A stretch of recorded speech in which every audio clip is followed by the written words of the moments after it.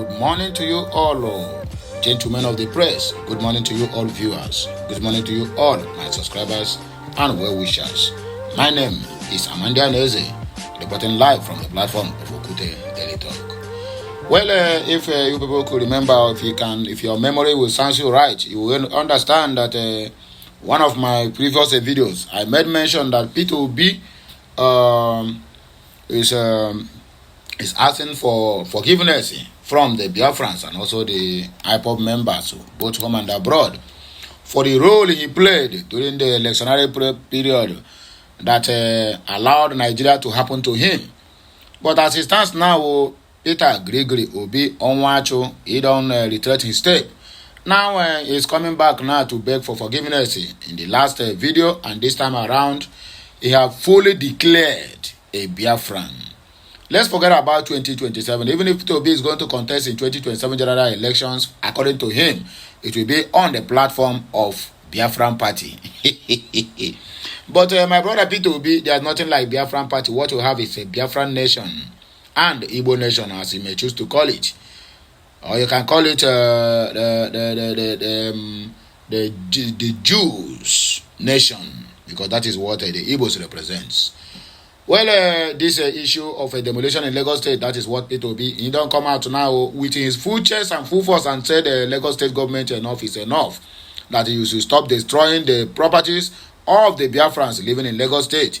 According to him, he said, you should have to consider hardship and put human face to your action. P2B tells Sanwo-Olu upon the dying economy in that so-called Nigeria, upon what people are facing through, upon the millions and billions of naira people are spending in all these areas. Somebody will buy a swamp and make it to look like a city. Then in turns, simply because your people cannot do it, then when you see people that do it, you envy them and start to tell them that they are built on the wrong places. But people who sold those land to them have nothing to lose. It will only be on the Igbos will only be on the losing side. Well, when I argue, I like to balance things. Igbos are not doing well. Like in terms of that, because Igbo is the only people you will tell them that this place now is not good for you to build. They will tell you, forget it. We are going to bribe our way out. You keep bribing. It will lead to a point where we say that your bribe again will not save you, and that house must go down. You will tell an Igbo man and said, this place you are buying now, in 5 or 10 years time, government will come for you. They will tell you, maybe before then I would have gotten money to build another place, or I would have regained the money I spent on this place. But that is not the way. Sometimes we overzealous, we think that money is everything. But money is not everything. The Lagos State are not doing well regarding the economy and the hardship people are facing in this time of the government, in this time of this administration, that even the blind are crying. Even the animals in the bush are shouting, no more grass to eat, because people are eating grass now. People have taken grass out from the mouths of the animals and continue to eat. So what P2B is trying to let the Lagos State government know, that look at the hardship people are facing, and you still have the guts and the mind to be demolishing their houses. One guy was crying, said he spent over 300 million naira to erect his villa. But that villa goes down. And the most painful part of it is that he said any period notice was given to them. Most of them were given 2 hours to vacate on a complete mansion. 2 hours to vacate every damn thing inside there. Is that possible? Even if you like, call all the whole workers in Lagos State, you will end up inviting criminals to come to help you pack your things. It is not so. So that is what P2B is saying. What P2B is doing now, what he's saying now, is what our so-called Ohanezendi Beribe and the Southeastern governors, what they will be gathered together in one voice and said, enough is enough of all this nonsense. But they will not do it. They will not. The only thing their ear is always open is when their location is being shared in the Federal Capital Territory, which is Abuja, and they will rush there, get their own. The next one you will see them is a net available flight to Bodo Ibo to go and deposit the money, while the poor masses will be dying in hunger. Well, Peter Gregory Obi, you are highly welcome. We welcome you to the Biafran family, and as you have opened your mouth to confess and also to speak in favor of the Biafrans, the sky will be your limit. You must surely make it in life when you grow. Anyway, my wonderful people, I beg you, let us go straight to the reason why we are here. These days, I don't know why I always talk too much if I give my news, but it is good. I exercise my own human rights. You understand me? So I need to tell. At least a lot of people is enjoying that. You cannot just expect me to be reading in between the lines. I need to also I have my own say also, because this is democracy. The presidential candidate of the Labour Party, LP, in the last general selection, Mr. Peter Gregory Obi Onwacho, has reacted to the recent demolition of properties in Lagos State. Obi appealed to the government to consider the hardship in the country and try and put a human face to their actions. According to him, while we should enforce sensible regulations, all actions of governments must show compassion, according to Gregory. Daily Post reported that a controversy has continued to trail the demolition of illegal structures in Lagos State simply because they belong to the Igbos. Now they have been tagged illegal. Many also claim that the demolition was notoriously discriminatory and unjust, especially against the Igbos. The government, on its part, insisted that the affected structures were being demolished because they contravened the state laws. However, the former Anambra State governor, in a post on his X-handle on Thursday, was of the opinion that the government should have come up with the measures aimed to alleviating the people's hardship, considering the current harsh economic conditions in the country brought by this so-called administration. He said even if there were some violations, as the government claimed, this time was not auspicious for such an exercise, knowing the hardship in the land and the consequences it will have on the poor masses.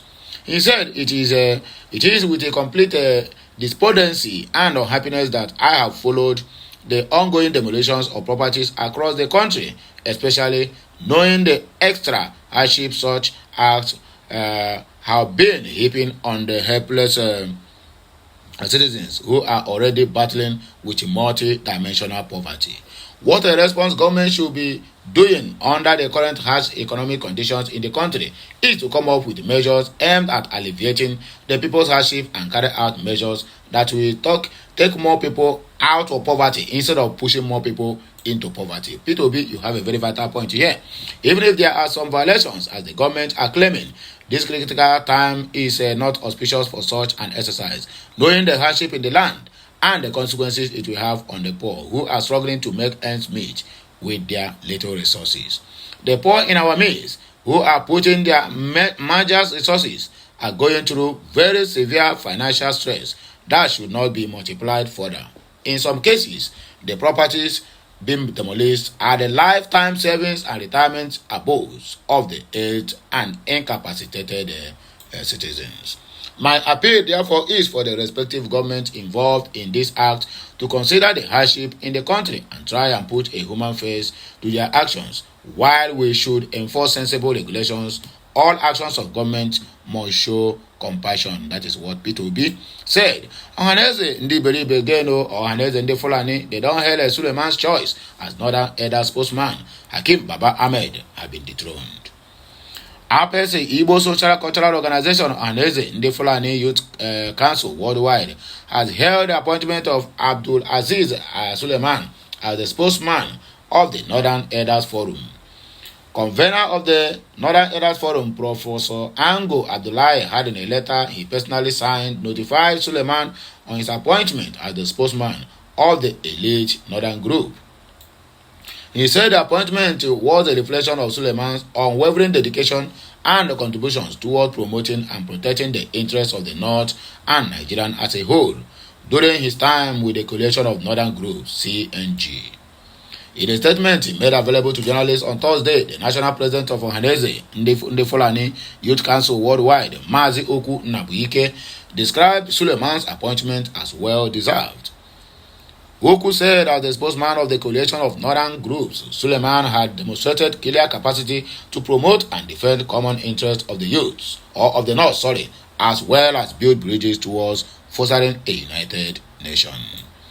We heartily felicitate with our brother Abdul Aziz Suleiman on his well-deserved appointment as the spokesman of the Northern Elders Forum. The Northern Elders Forum couldn't have made any better choice other than Suleiman. We say this because Abdul Aziz Suleiman is a bridge builder, a firm believer in the unity of Nigeria and a promoter of northern interests. He approaches issues with boldness, courage, objectivity, and selflessness. He is no doubt the right person to speak for the elite northern group. We have worked together with him in the past and would continue to have robust relationship with him and indeed the entire Northern Elders Forum towards the good of the country, Oku Nabihe stated. Well, my wonderful people, and I don't hear them all. Now here, we go take back break, or we'll come back again with another blockbuster. Remember, our campaign is still ongoing. Hashtag Biafra to the world, Biafra to the moon, all hail Biafra, and on the mandate of Mazi Nnamdi Kanu, we all shall stand. Keep on sharing this message, liking it, commenting on it, and make sure you keep subscribing to my channel. All the very, very important. And they get why. So, my wonderful people, I'm here to say bye-bye to you all. Mwano, Emesiano.